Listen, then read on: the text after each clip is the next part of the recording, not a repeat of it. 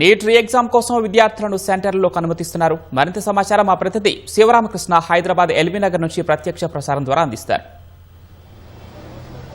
Right, దేశవ్యాప్తంగా neat పునర్నిర్వహణకు రంగం సిద్ధమైంది. ఈ మేరకు అధికారులు ఏర్పాట్లన్నీ పూర్తి చేశారు. దేశవ్యాప్తంగా నీట్ ఎగ్జామ్ రాస్తున్నటువంటి విద్యార్థులు దాదాపుగా 22,75,000 పైచిలకు మంది ఉన్నారు. అట్లాగే తెలంగాణ వ్యాప్తంగా దాదాపు 73,000 మంది ఈ విద్యార్థులు పరీక్షను రాస్తున్నారు. అయితే దేశవ్యాప్తంగా 540కి పైగా సిటీల్లో 5,440 సెంటర్లను ఏర్పాటు చేశారు. తెలంగాణలో 24 సిటీస్లో 208 సెంటర్లను ఏర్పాటు చేశారు. ఈ ఏర్పాటు చేసిన సెంటర్లు అన్నింటిలో కూడా కట్టుదిట్టమైనటువంటి భద్రతా చర్యలు ఏర్పాటు చేసినటువంటి పరిస్థితి కనిపిస్తుంది. చూడొచ్చు, మనం ప్రస్తుతం ఎల్బీ నగర్ వద్ద ఉన్నాము. ఎల్బీ నగర్ వద్ద పోలీసులు కట్టుదిట్టమైనటువంటి భద్రతా చర్యలు ఏర్పాటు చేశారు. ఉదయం 11 గంటల నుంచి విద్యార్థులని లోనికి అనుమతిస్తున్నారు. అయితే ఉదయం 11 గంటల నుంచి మధ్యాహ్నం 1:30 వరకు లోనికి అనుమతించే పరిస్థితి అయితే ఉంది. 1:30 దాటిన తర్వాత ఎవరిని కూడా లోనికి అనుమతించమని చెప్పి ఇప్పటికీ అధికారులు పోలీసులు కూడా స్పష్టం చేసినటువంటి పరిస్థితి కనిపిస్తుంది. అయితే మొత్తంగా చూస్తే మే 3వ తేదీన నిర్వహించినటువంటి నీట్ పరీక్ష, అదే రోజు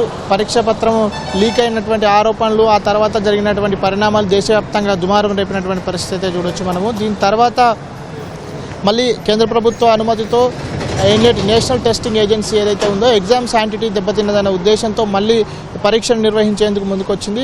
ఈ మేరకు ఈరోజు జూన్ 21వ తేదీన నీట్ పరీక్ష నిర్వహిస్తుంది. అయితే దీనికి సంబంధించి ఇక్కడ చూస్తే కనుక విద్యార్థులకు సంబంధించి ఎటువంటి ఎలక్ట్రానిక్ గ్యాడ్జెట్స్ని లోనికి అనుమతించని పరిస్థితి కనిపిస్తుంది. చూడొచ్చు, విజువల్స్లో మనము విద్యార్థులు ఇప్పుడిప్పుడే ఒక్కొక్కరుగా లోనికి వెళ్తున్నటువంటి దృశ్యాన్ని చూడొచ్చు.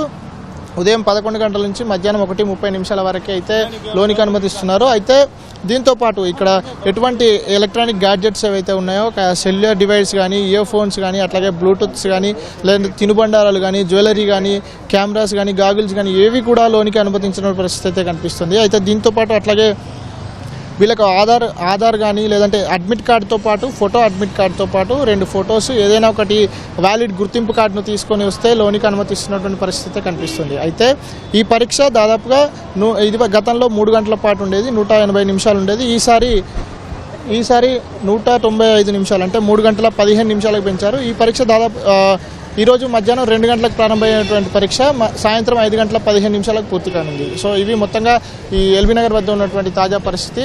అయితే ఎలాంటి ఇబ్బందులు కలగకుండా పోలీసులు ఇక్కడ కట్టుదిట్టమైన భద్రతా చర్యలు కూడా ఏర్పాటు చేసినటువంటి పరిస్థితి కనిపిస్తుంది. Over to studio.